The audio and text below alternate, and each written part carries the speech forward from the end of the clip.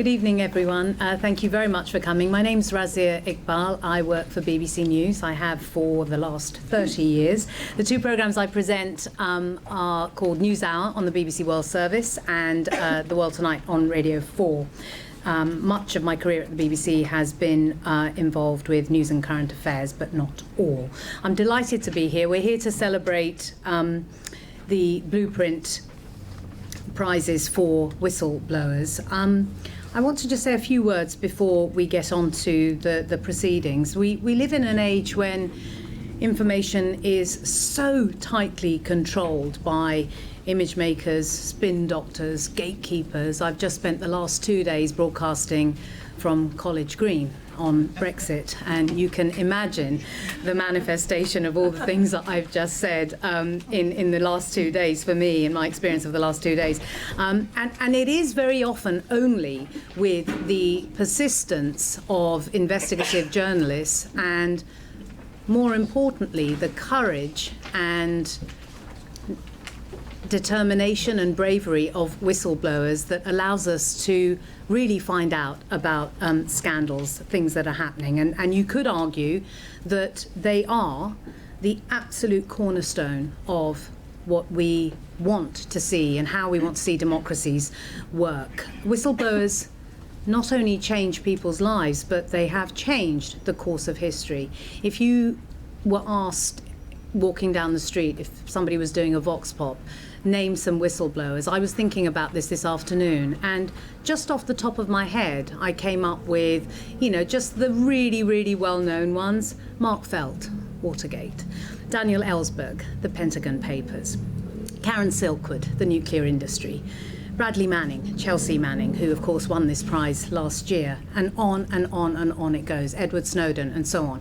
But there are also people who do this routinely, with difficulty, with real risk to their own personal lives and their safety, who are not as well known as those people. And in many ways, this is an award that absolutely acknowledges them and celebrates them because of how important whistleblowers and their role is in unearthing scandal and the truths that those who are in positions of power want to hide from us. And that's why this prize, this event, this evening is so important. Just a few things that I would like you to encourage you to do. I'd like you to tweet, and I'd like you to engage with this prize on Facebook. So it's Blueprint for Free Speech on Facebook, and the hashtag on Twitter is Blueprint 2019. For anyone who's concerned about this event is being live streamed on Twitter and on Facebook. So if you want to hide from all of that, put a scarf on immediately. And I'm just going to very quickly, I'll introduce each of these people specifically as and when they are invited up here. But our other hosts, if you like, or people who are deeply involved in all of this are Sue Woodford-Hollick, Mark Davis, and Sulette Dreyfus. And I'm going to introduce Sulette first.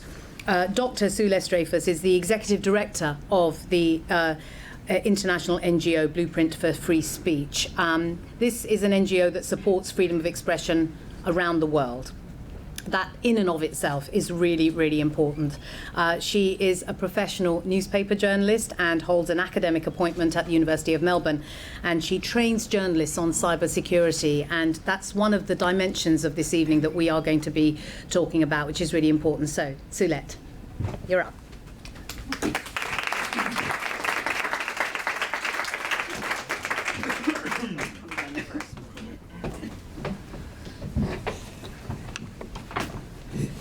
Welcome, everyone, and thank you so much for coming along on this cheerful London evening of the winter. I'm very pleased to be the first person to actually open this tonight after Razia. There are a number of people in the audience tonight who are involved in pressing for better protections of whistleblowers in the UK and Europe. And to those of you here who are doing that, I say thank you, because it's really important work. It's a particularly exciting time to have these awards because there is momentum in the UK towards improving the Public Interest Disclosure Act. There's new proposed, oh yes, expanded voice. There's new proposed EU-wide directive, and that directive that is proposed is a strong directive, and that is thanks to academic researchers, civil society, and whistleblowers who have all pushed very hard to make that a strong directive. We'll see if it actually passes. If it does pass, it will be a wonderful thing, and it will apply to some number of countries that are not yet determined across Europe. We'll know soon enough. It's fitting that this event this evening should be at the historic Frontline Club, and that's because so many great journalists working on the frontier of journalism have spoken on this stage and drunk at this bar. And it's fitting because I have the pleasure today of launching the Perugia Principles for Journalists Working with Whistleblowers in the Digital Age. And that is itself something that is trying to address this new frontline that journalists and whistleblowers find themselves. There are a number of ethical frameworks for journalists out there, and these are very important. They've often been created by unions or other professional associations. But rarely have they tackled the new challenges of spying technologies and the impact on sources and particularly whistleblowers. We are all leaving little trails of digital breadcrumbs from our phones, our tablets, our documents, our metadata. And those digital breadcrumbs can be death to a whistleblower.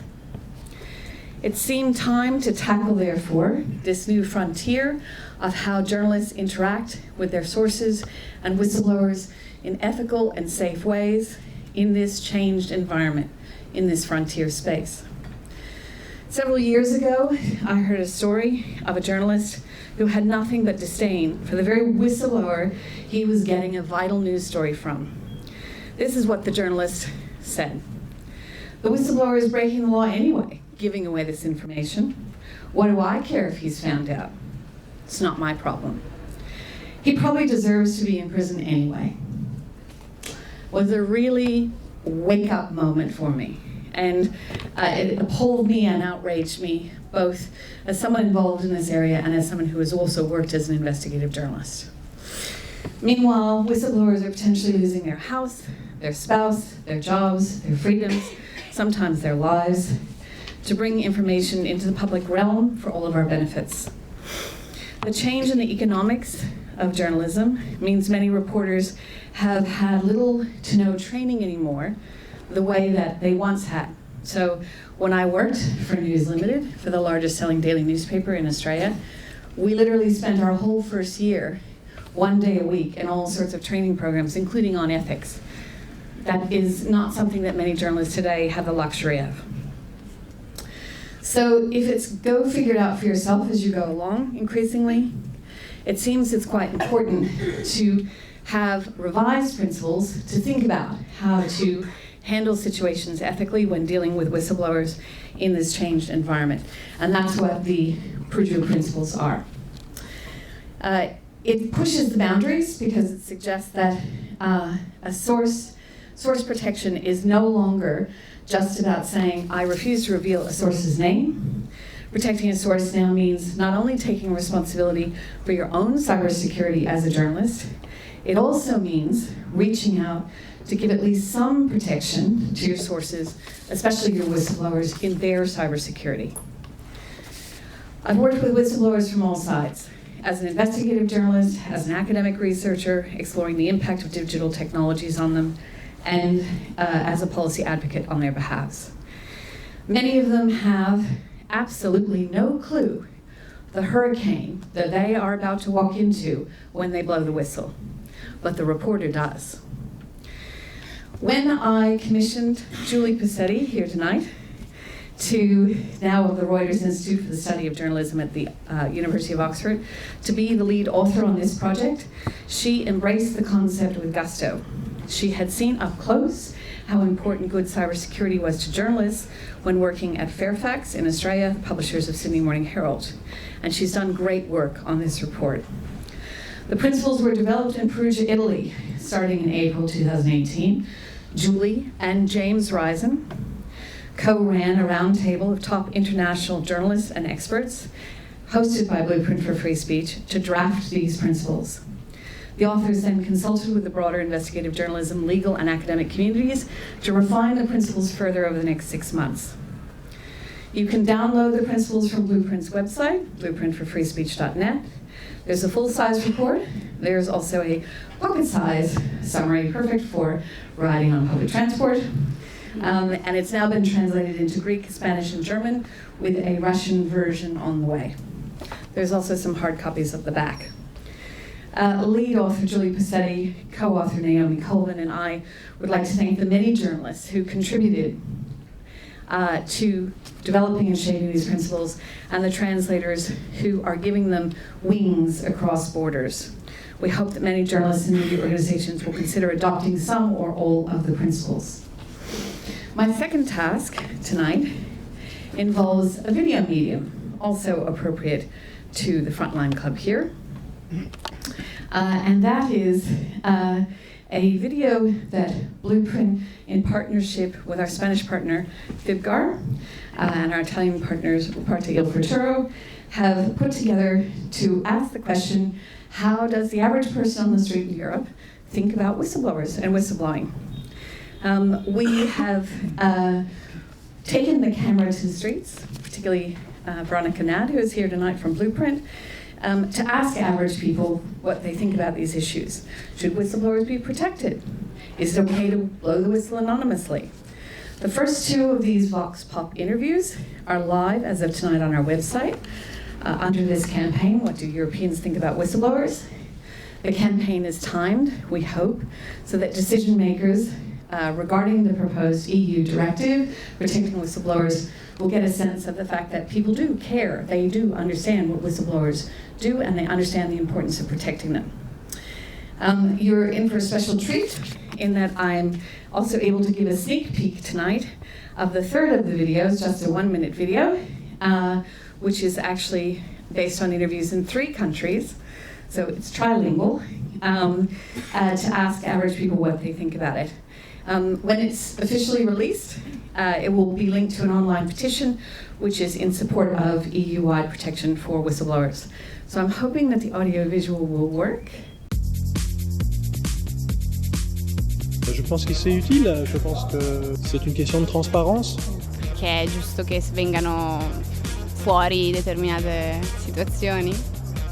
Společnosti určitě ano, tak aby dokázali potom chránit ty ostatní.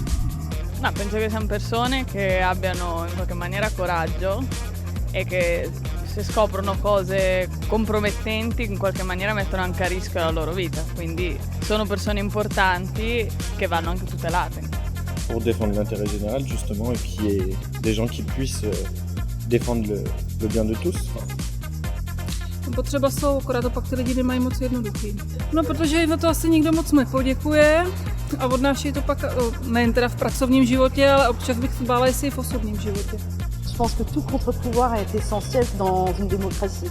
Donc les lanceurs d'alerte font partie du dispositif.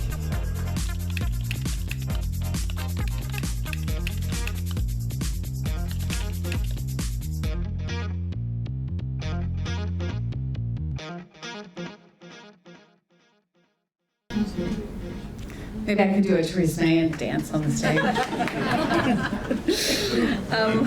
I'd like to gratefully, that'll be released on social media in the coming weeks with a petition linked to it. I'd like to gratefully acknowledge the thank yous, our partners and supporters in our projects, including the Reuters Institute for the Study of Journalism at the University of Oxford, the International Center for Journalism, the Global Investigative Journalism Network, the World Editors Forum, the Signals Network, it's a very prestigious list, everyone, the Ethical Journalism Network, the Thomson Reuters Foundation, the Open Society Initiative for Europe with the Open Society Foundation, S. Welsh, Nishis Desai Associates in India, the University of Melbourne, Razi, of course, and fellow judges, For Culture, and the Frontline Club, and most of all, the wonderful team at Blueprint for Free Speech, and particularly Naomi Colvin, who has done so much work tonight. So we'll go on to the award ceremony for the evening in recognition of these whistleblowers. I have to say the judges panel spent many, many hours doing research and reading about whistleblower cases and studying these cases. And these are quite extraordinary people. Their stories are diverse and exceptional. Good night.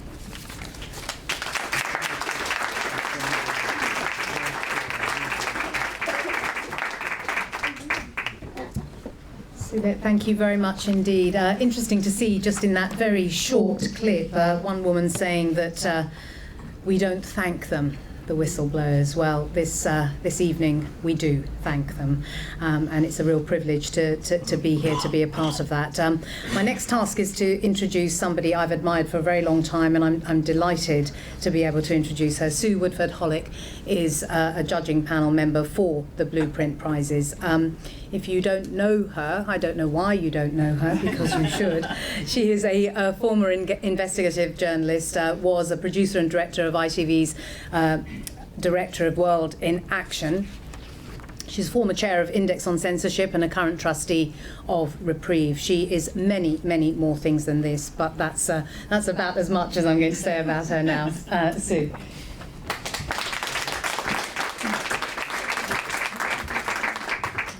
Thank you very much, Razia. And hello, everybody.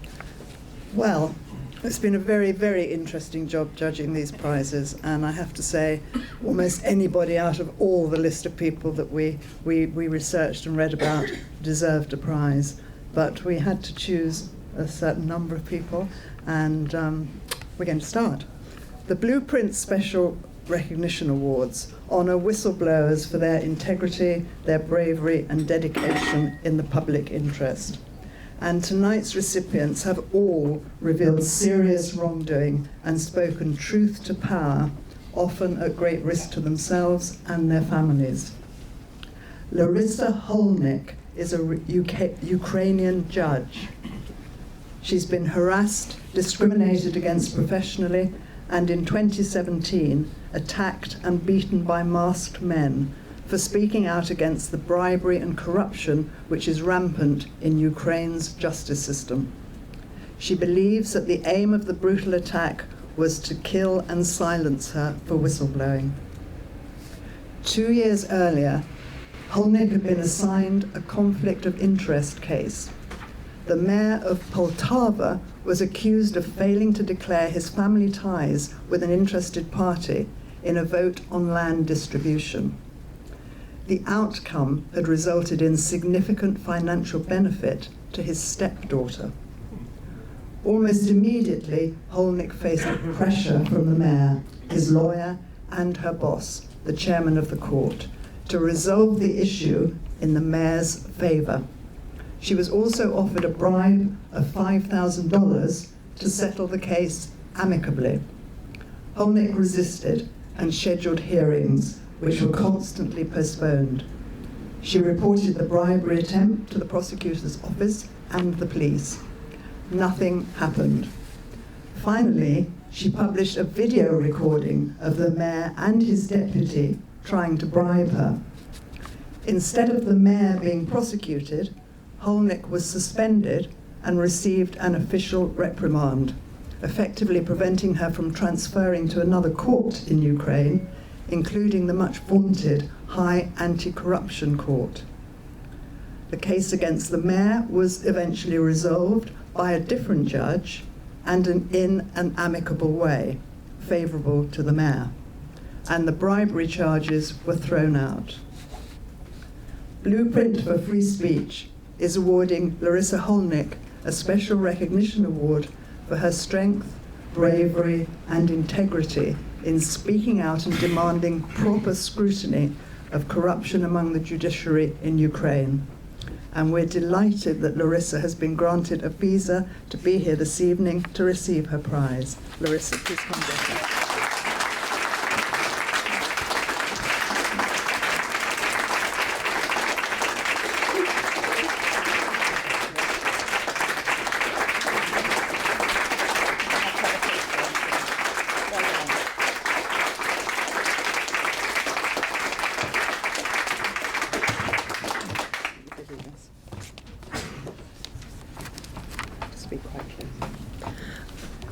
Dear sirs and madams, my position is unique.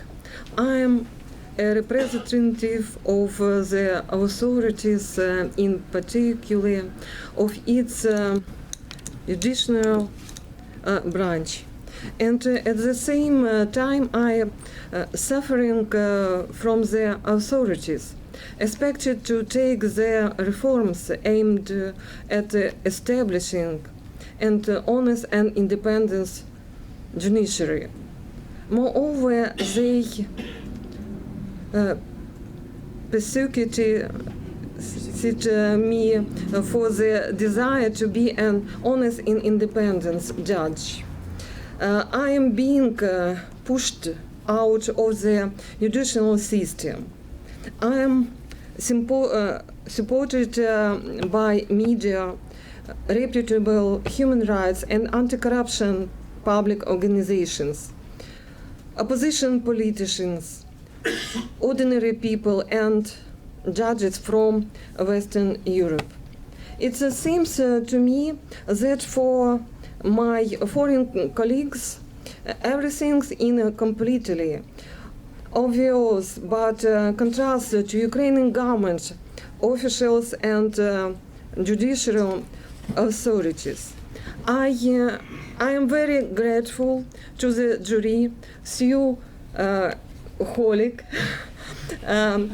Dr. Silute Dreyfus, Mark Davis, for the appreciation of my action. And I hope that the attention to Ukrainian from abroad, the pressure on Ukrainian authorities from the outside, demanding to elimination corruption, will help not only in my case, but eventually it will relieve millions of Ukrainians from daily bribes. Thank you very much, and sorry, my bad English.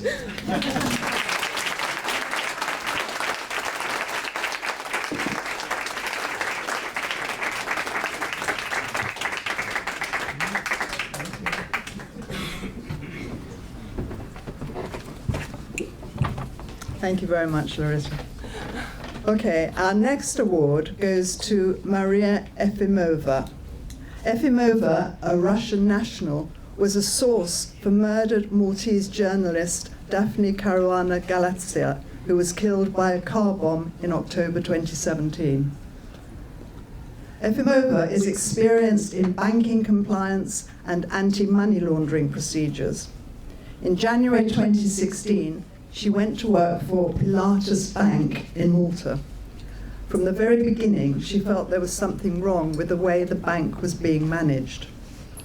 Her whistleblowing builds on the Panama Papers, the major disclosures of internal documents from Panamanian law firm Mossack Fonseca.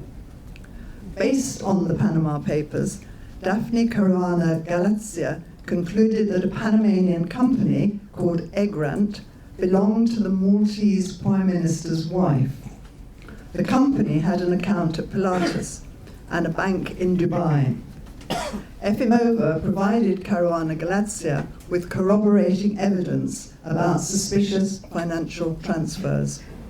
She concluded that Pilatus had been laundering money for the daughter of Azerbaijan's president and the Maltese Prime Minister's wife, and that suspicious payments had been detected by financial authorities in the United States.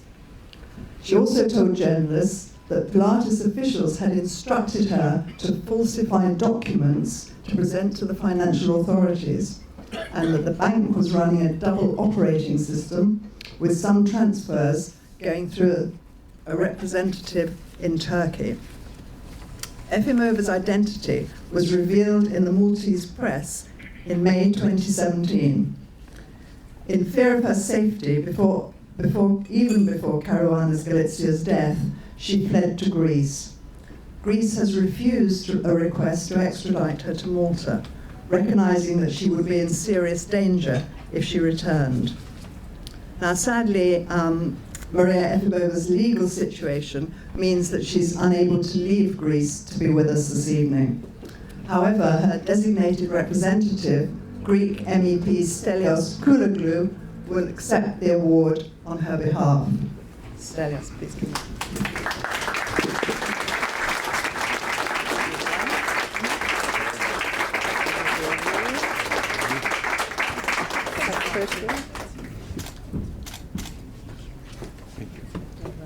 Well, Maria, she wanted to express her gratitude for the award, and she wanted to dedicate the award to Daphne Caruana Galizia, the assassinated Maltese journalist. She said she was a great woman.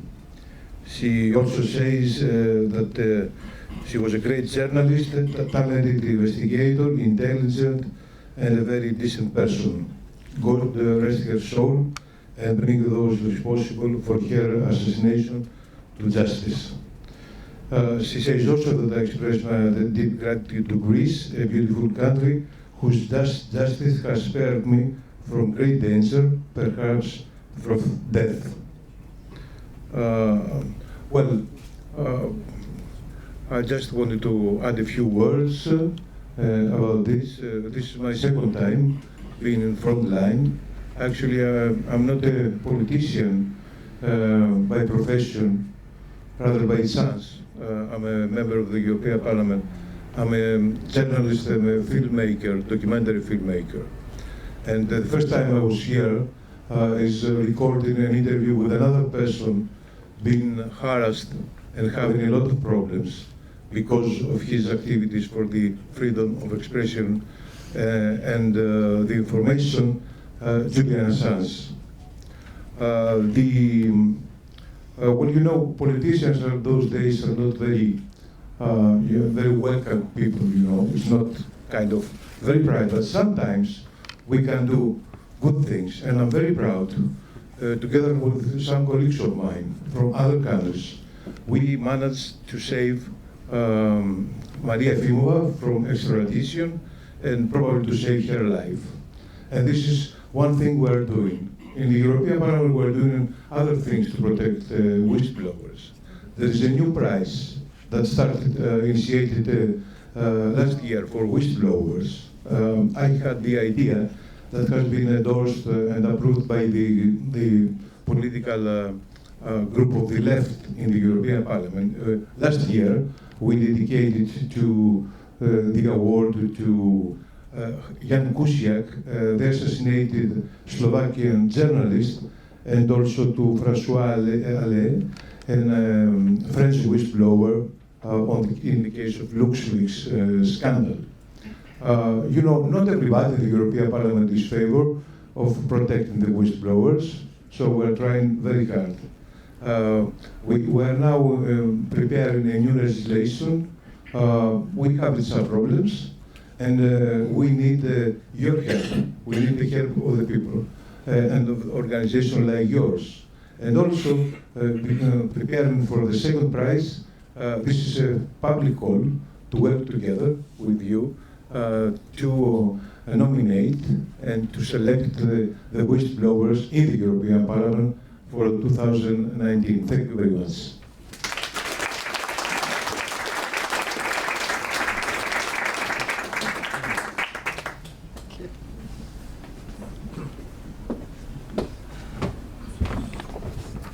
Okay, so our third award tonight goes to an anonymous Barclays Bank whistleblower. In 2018, Barclays CEO Jess Staley became the first chief executive of a major UK bank to be sanctioned under the FCA's new senior managers regime, when he was found to have retaliated against a whistleblower and compromised Barclays' own whistleblowing procedures. Staley admitted using Barclays' internal security unit to hunt down the author of a confidential complaint against the suitability of a recruitment decision. The subject of the complaint was a friend of Staley's, who Staley had been involved in hiring. Staley specifically asked Barclays' head of information security to find the identity of the whistleblower. The executive then called in a US government investigation agency to help the bank's internal manhunt. Staley was fined almost £650,000 by UK authorities, and Barclays cut a further £500,000 from his bonus, about 10% of his annual pay. Last month, the state of New York penalised Barclays itself with a hefty £15 million fine. The US investigation concluded that there were shortcomings in governance, controls, and corporate culture relating to Barclays' whistleblowing function. There is more than one whistleblower involved in this situation, and it took a separate act of whistleblowing to bring Staley's actions to light. While we cannot say exactly why the Barclays whistleblower remains anonymous, the use of non-disclosure agreements, NDAs, to conceal wrongdoing has come under intense focus in recent months as a result of the #MeToo campaign, especially in the US. And in the UK, the Solicitors Regulation Authority has warned firms that NDAs should not be used to stop individuals reporting wrongdoing. Former investment banker and Labour member of the House of Lords, Clive Hollick, has agreed to hold this award in trust until the anonymous Barclays whistleblower is able to come forward safely.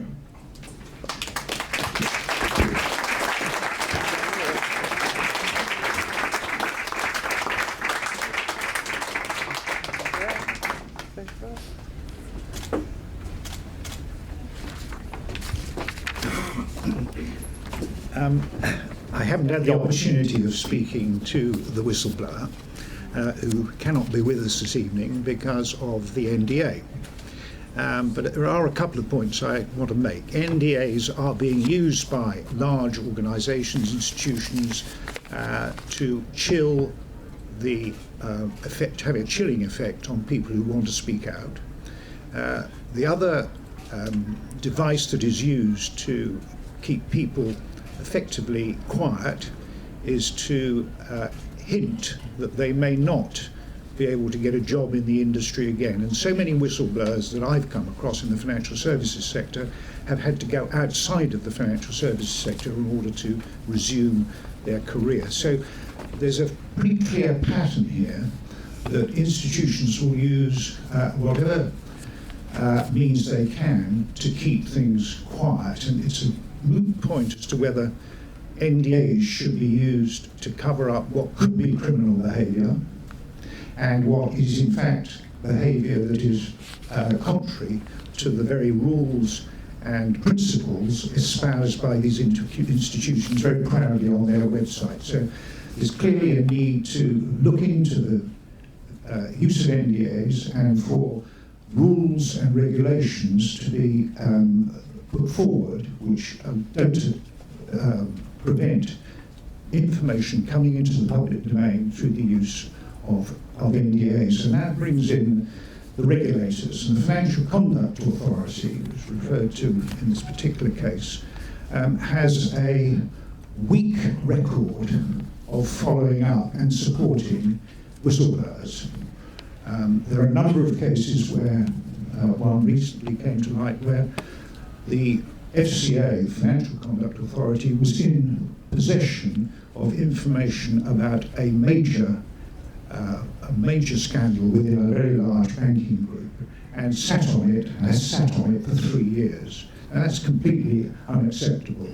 If whistleblowers are not protected, then the whole purpose of whistleblowing is in fact undermined. I think there's a second point that I would make. Now it comes out of the consequences of whistleblowing, and the consequences have actually been found out. Jed Staley was indeed fined 10% of his salary.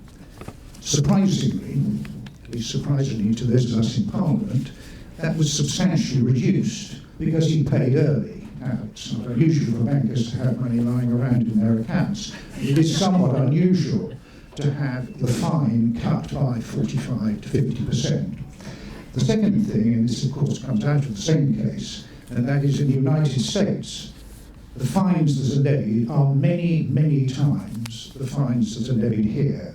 And I think until and unless the regulatory authorities and the banks take seriously the support of whistleblowers and hand out very significant fines for those people who've been caught either getting up to somewhat illegal behaviour or certainly trying to cover up bad behaviour, then we're going to have a situation where whistleblowers are not protected as they should be, and the culprits, the people they're whistleblowing against, get away with rather a light slap on the wrist instead of possibly a substantial fine, in some cases a jail sentence.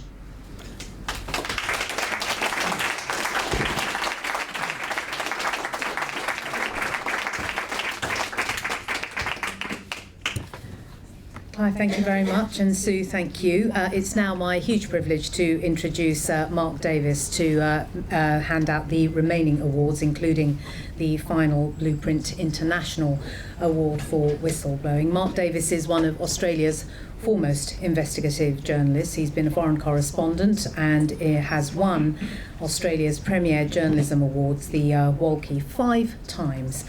He's also a lawyer specialising in criminal law. Mark.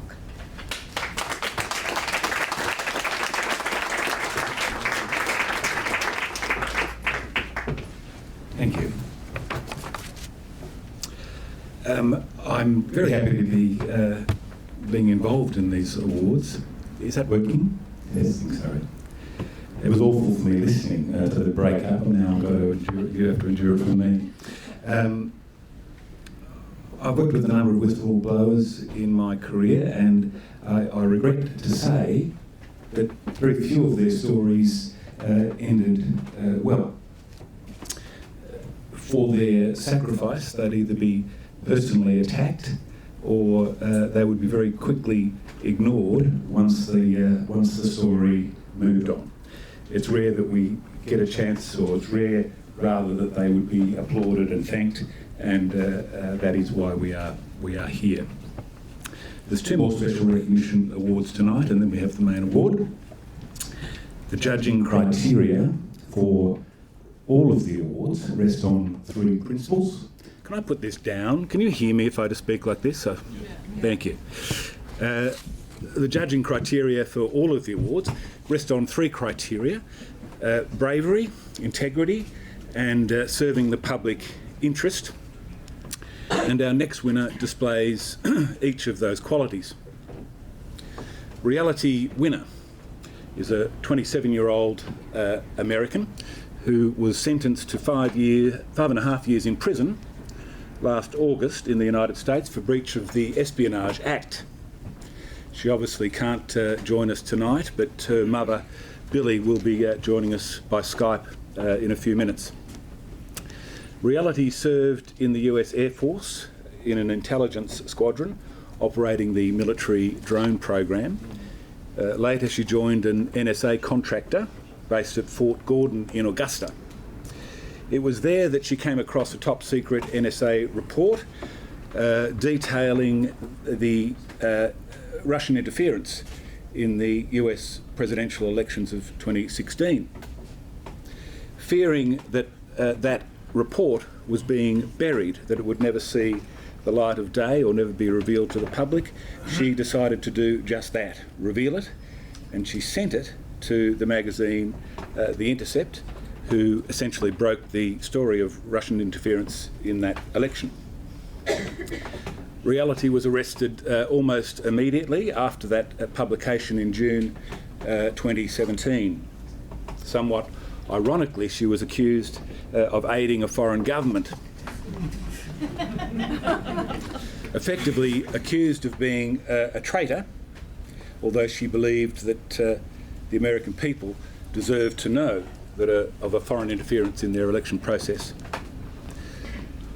Suffering psychologically in prison and unable to withstand the ordeal that a trial would become, and with little public sympathy for her when she was first charged, she changed her plea to guilty last year, in the middle of last year, and was sentenced. The material that she revealed continues to reverberate in the United States, and it formed part of the indictment of Russian intelligence personnel issued by Special Prosecutor Robert Mueller. Reality's actions displayed rare bravery in the pursuit of a public knowledge and provided a greater good for the service of her country.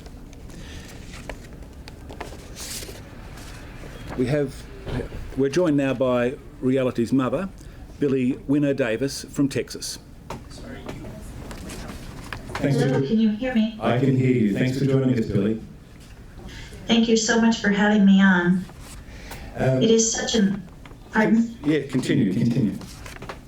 It is such an honor to be joining you in this manner, and I'm so very grateful to Blueprint for Free Speech and for everyone who has made this award for reality possible.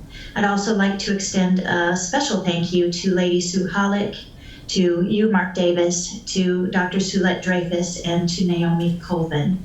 I'd also like to extend a thank you to Lisa Ling, who is there to accept this award for reality in person. Lisa is our coordinator for the Stand With Reality campaign, and please hook up with her to see what can be done to help reality out.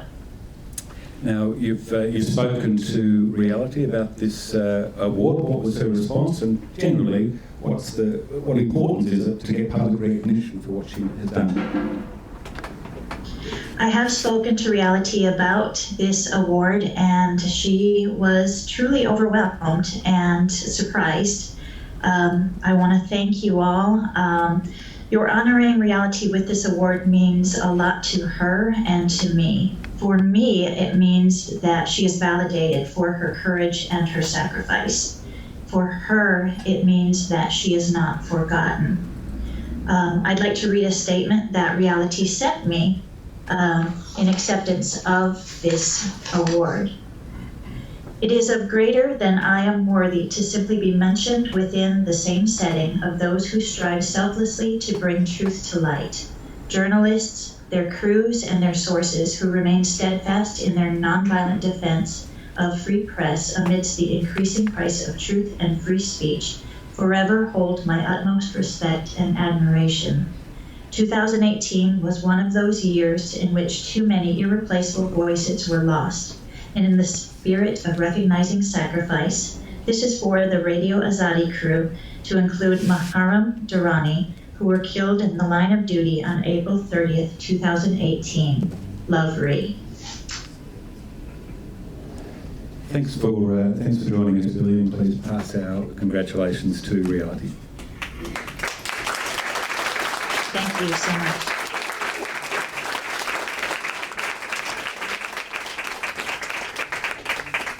That Radio Azadi reference was to the Afghani journalists who were blown up in Afghanistan. I think there was about 4 or 5 of them, 10 of them.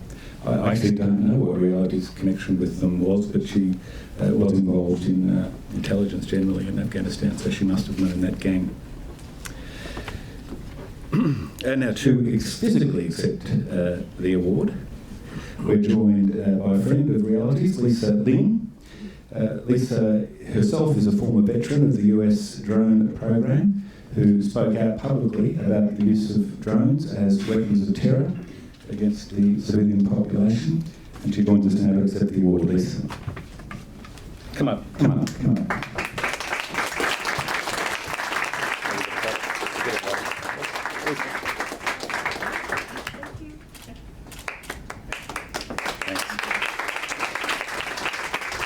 And as Billy said, Lisa is the coordinator of the Stand With Reality campaign, and she's more than happy to speak with any journalists after the event. Our next winner is slightly out of form for a Blueprint Award. It's recognition for an organisation, not an individual, and their role has not been directly as whistleblowers, but more as a conduit for others to safely shed light on a very dark corner of Western democracy. In 2012, a wave of refugee boats making their way to Australian shores prompted a political crisis. with an election looming, both parties outbid each other about how tough and severe they were going to be on these individuals. And in this instance at least, it was an election pledge they kept. Tough they were. The central message was that no one arriving by boat in Australia would ever settle there, and preferably would never set foot in Australia. Intercepted at sea, they were held in complete secrecy in arduous and remote island locations in the Pacific, and there they remained, and for many of them remain to this day, 7 years later. 2,000 souls on Manus Island in Papua New Guinea, and the particularly bleak island of Nauru, mid-Pacific. The boats did stop. This policy did stop the boats. And it was noted in certain quarters in the United States, the UK and Europe, and it became known as the Australian solution. Rather ominous term, I think, the Australian solution.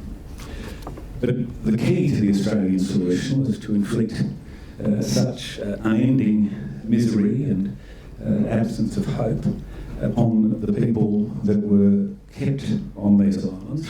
That was the key. That was the key to its success.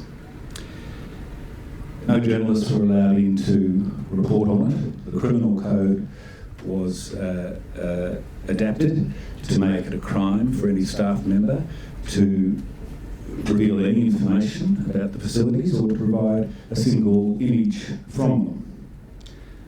Virtually all of these people were recognised as genuine refugees fleeing persecution, and they became prisoners without charge on sentences that will never end. Children have been born there and entered school age.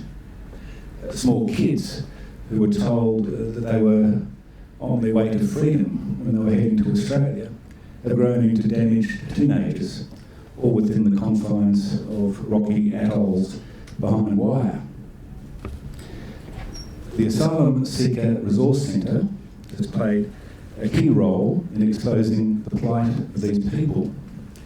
The ASRC is run on donations and a huge staff of volunteers advocating for the forgotten refugees and being a conduit for the release of documents from distraught and anonymous detention centre staff.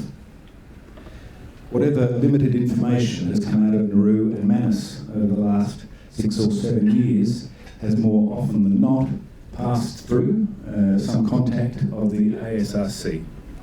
They can't be with us tonight, but the founder and CEO of the ASRC, Con Karapan Agiotitis, has asked us to convey his gratitude on behalf of his staff and an army of volunteers who themselves remain in the shadows.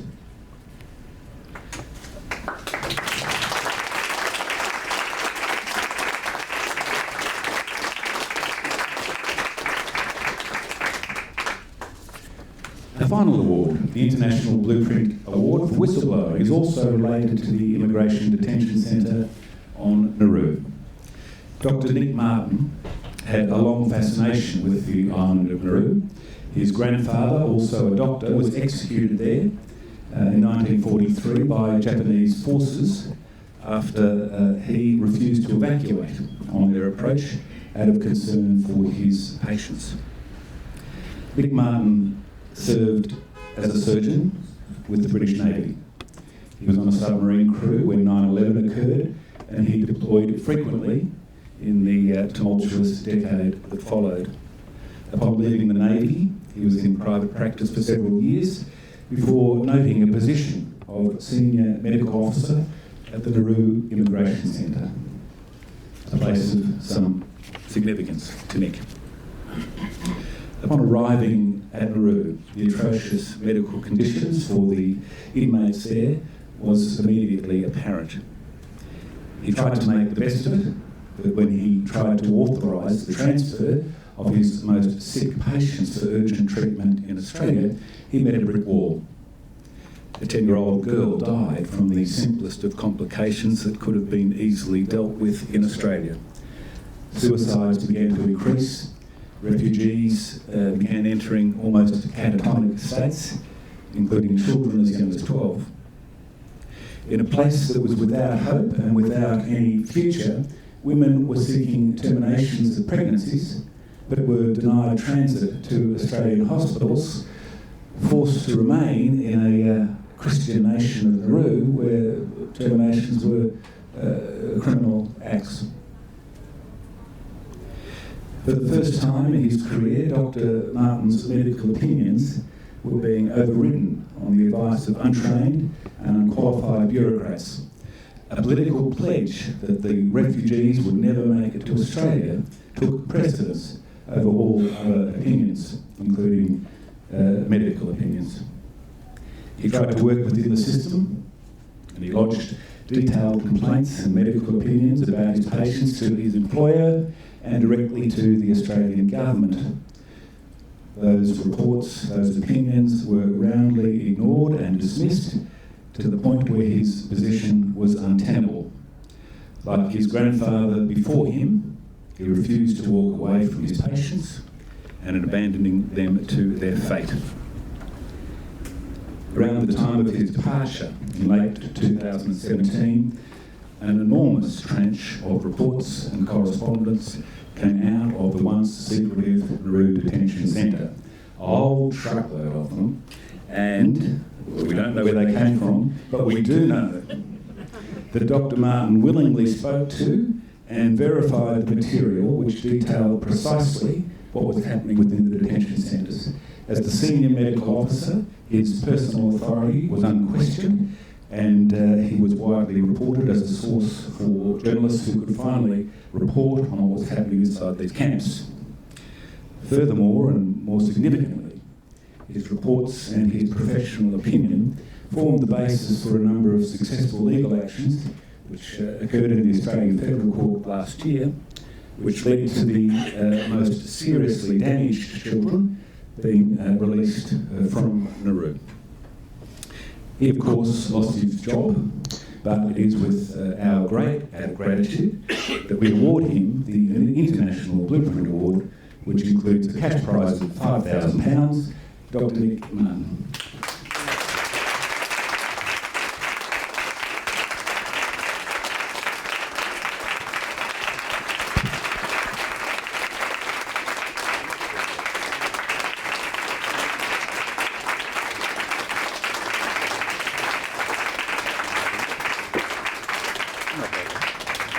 Thanks, Nick.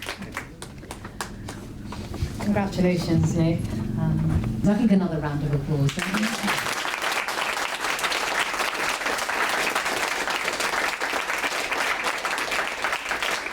First of all, Nick, why don't you tell us what winning this award means to you? Well, thank you very much. It's a huge honour. When I got a phone call saying, "Do you want to come to England and get this award?" I was hugely surprised, and I'm lost for words, which is quite a rare thing, I think. And yeah, I'm delighted. Thank you so much. It's been quite an odd couple of years for me. I don't really speak with journalists, and well, I didn't used to, but now they're kind of on speed dial, which is odd.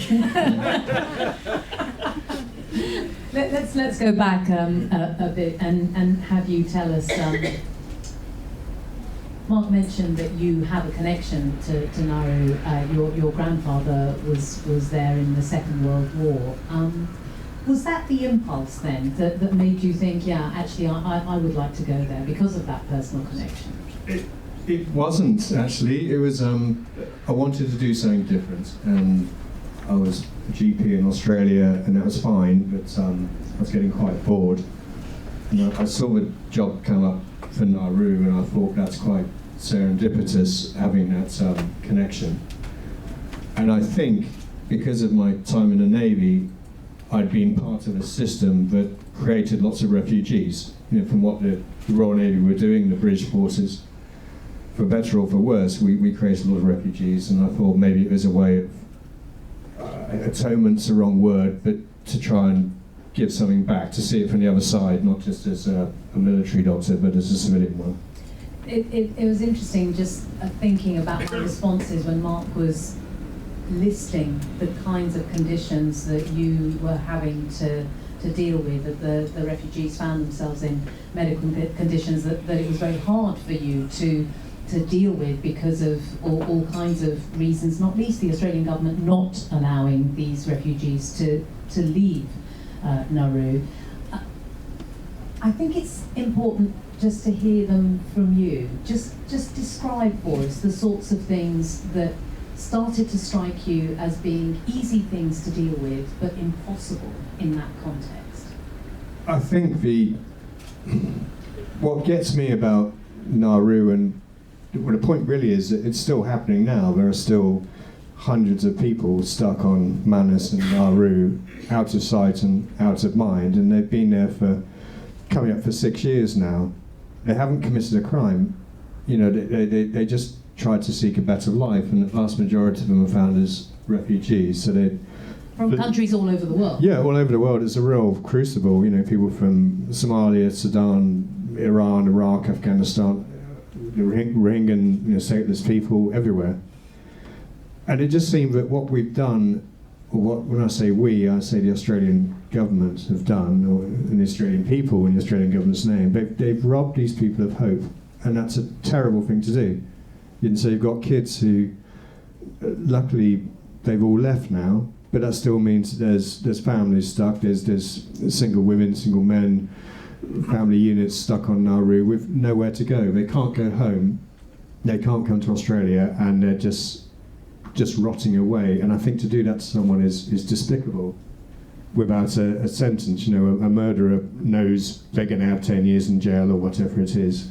These guys have got no way ahead, and apart from organisations like the ASRC, who just got this award, and in particular the National Justice Project in Australia as well, who are fighting for these people. And also I should mention that there's a lot of dedicated staff who still are working on Nauru, who are trying their damnedest for these people in really unpleasant circumstances. But these people don't have anyone fighting for them, and they feel very forgotten, and that's a terrible thing in this day and age. We can't, as a civilized nation, to treat a whole load of people like that. It is awful. Well, was there one particular case that you encountered that was the catalyst for you, that made you think, I actually can't find myself thinking I'm complicit in this system anymore? I think there were so many. It's difficult. I could tell you so many individual cases which are just heartbreaking. They're all heartbreaking.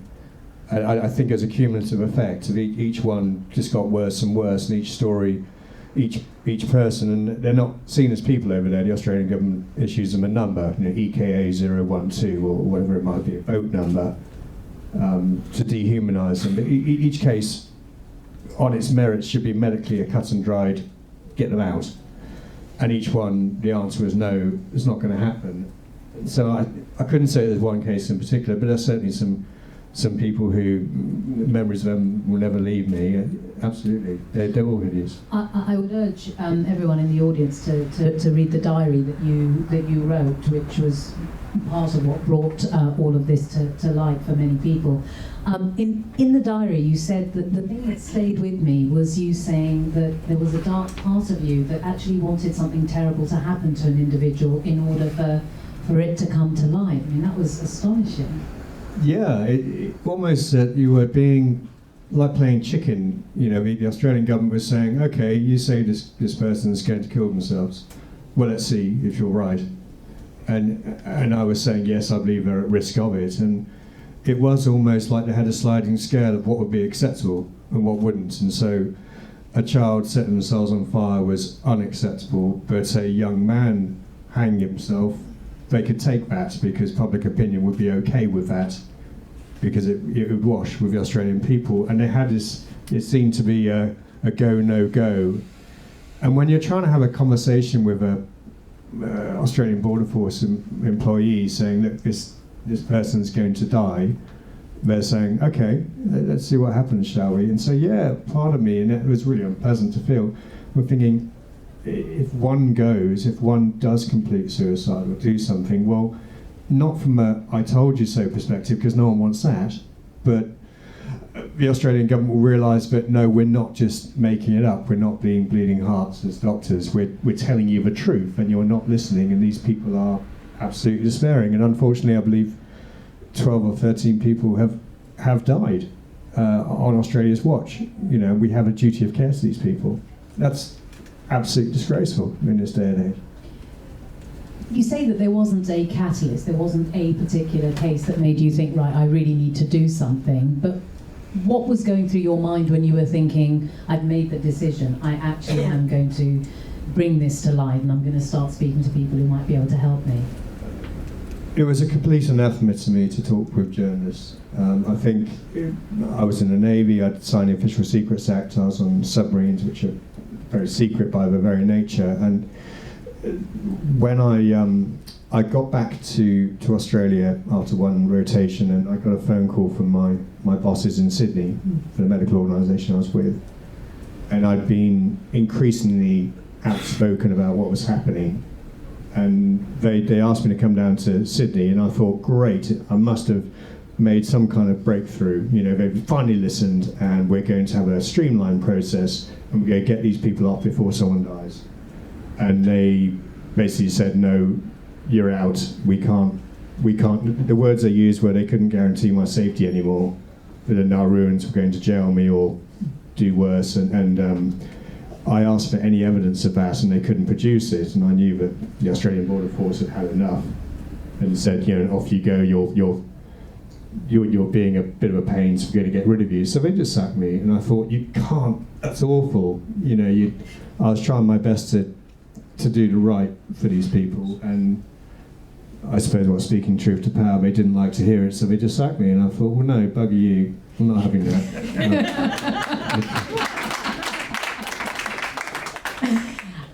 And when you thought, right, I'm not having that, how easy was it to then trust journalists, given your own personal history that you've just outlined? I was very lucky in that the journalists I spoke to, and I can see Ben in the corner, Ben Doherty, who works for The Guardian in Australia. I'd had a few chats with him before as a sort of backward way of, a backdoor channel of getting people off, basically. But me and my partner Diana, who's here this evening as well, who also works in Nauru, would have cases where nothing was happening and the patient was deteriorating. And we knew that if we got in touch with a journalist about one case, and the story would go on to The Guardian, and The Guardian had been steadfast in reporting these stories, but the Australian government would try and avoid publicity and would just get them off quietly. And so we had this kind of back channel way, a sort of nuclear option, which we've been using. And because I did have some trustworthy journalists who knew the terrain and weren't just after a quick story and weren't just after a quick splash and then would hang me out to dry, I had a lot of faith in people like Ben, and I was very lucky it was repaid, they didn't hang me out to dry. So that wasn't so difficult. I was scared because the lawyers I spoke with couldn't give me any guarantees about getting deported or getting arrested and going to jail, and they sort of said, oh, it's unlikely. And I was thinking, well, unlikely. That's not much of a guarantee. But I think in the end, it sounds really po-faced, and I don't like saying it, but I had to look myself in the mirror, and I had to say, well, you knew this was happening, you didn't say anything, and I couldn't do that. And so, I thought, okay, solid. Just speak out. I don't think you come across as po-faced at all. I mean, the very fact that you say that you were scared, it implies, of course, that this took courage. That's very kind of you. I wonder if you see yourself as somebody who has courage. No, I really don't. I see myself as a pain in the arse to the government. I think it's that thing that there's a saying in Australia, and it was said by I think a general or an admiral in the Australian Defence Forces quite recently, when he was talking about probably involved with the Me Too movement and bullying and things like that. And he said that the standard you walk past is the standard you accept. And I thought, yeah, that's true. I'm walking past this, and so I shouldn't. I don't find this acceptable, and so let's tell people about it. And so I don't think it's brave. I think I did have courage in my convictions, and whenever people did get angry at what I'd done, I used to say, is there anything I've said that's not true? And they couldn't answer that. And I'm not a political activist, I'm not a political figure, you know. It was all about medical care. That's what I cared about, really. You know, they could do what the hell they wanted from a political point of view. I just said, if you're gonna do this to these people, you have a duty of care to look after them. And I figured that if I kept it medical, I wouldn't be attacked so much as a political bleeding heart, hippie, lefty, whatever you want to call it. And so that seemed to go in my favour. And to what extent do you feel that what you did has resulted in a shift, a change, or how much more do you think still needs to happen? A lot needs to happen. In terms of facts, I mean, all the kids, apart from I think 6 now, who there were a couple of hundred, and they've all gone now. They've all gone off Nauru, which I'm very pleased about. And I think my speaking was the start of a wave of revulsion amongst the doctors in Australia, and then the general public in Australia, who didn't know what was going on because it was all being kept in the dark. And I think that there has been a move to get these kids off. Each time the government has fought them in the courts, but they've all come off Nauru now, apart from a handful who are going to the States. So that's good. But the biggest problem is that it's easy to make someone care about a kid. You can put a photo up on the side of the Opera House or have a Kids Off Nauru campaign. But for the single young men in particular who are stuck on Manus, I've not been to Manus, but the single young men, the single women, and they're still there, and they'll get forgotten about unless we keep agitating and keep it in the news cycle and keeping holding these politicians to account that it's happening. And is that something that you've committed yourself to continue to do? You couldn't not, really.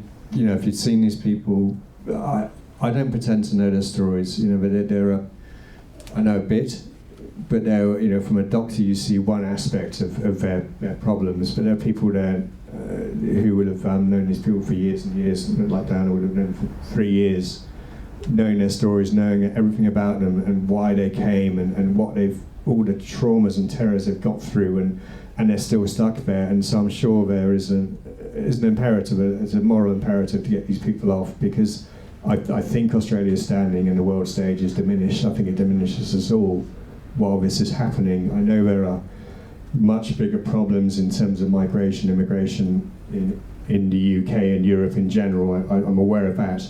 But the Australian solution is not a solution. It's not the way to go.